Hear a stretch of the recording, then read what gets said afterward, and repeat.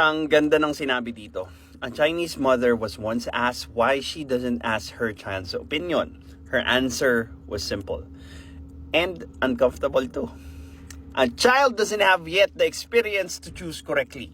Asking too early means shifting the responsibility for the future onto someone unprepared. In the West, parents say, let the child decide. In China, they believe choice belongs to the one who understands consequences. A child will choose play over effort. That's human nature. Results speak for themselves, and Chinese children consistently top international exams, often mastering multiple languages and instruments by age 12. The system is clear. Discipline first, freedom later.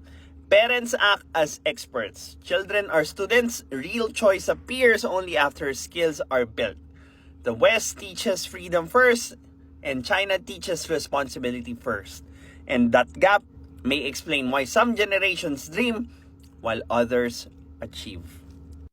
And behind this kind of mindset is yung mindset ng mga magulang na, ay, dahil naghirap ako dati, hindi ko pa i-experience sa anak ko yung hirap na naranasan ko. Now, that's a big mistake.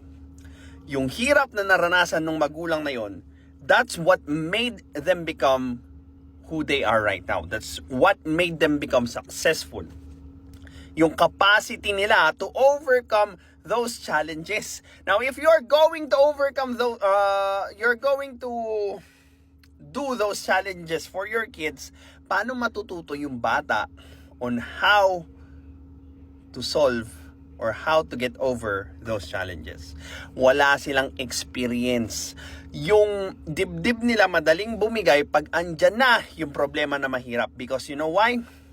They will have the mindset that their parents are going to protect them. Sasaluin sila ng magulang nila, aarborin sila doon sa consequence ng mga action nila. And that's real. That's truth. Yung mga generations ngayon, they praise themselves too much.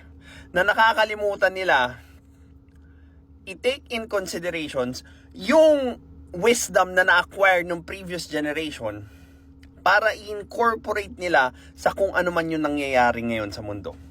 But no. They try to slander yung knowledge or wisdom ng mga matatanda by saying, oh, you're a boomer, you're an old school, di ba? But they never have thought that whatever they are saying is going to be applicable one or the other, depende sa kung ano yung current situation. Pero dahil nga arrogante ang mga bata ngayon, they think hindi nila kailangan yun. And they can figure things out on their own sa future. Well, no one's going to deny that. But of course, sayang yung oras na natutunan na ng magulang mo yan. And ikaw, pagdadaanan mo ulit yung oras, pagod, resources na ginugol ng magulang mo para lang matutunan yung same lesson na natutunan nila. Well, this is your lifestyle coach, Mark. You could book a free clarity session so that we could check if we could work things together. Have a good day.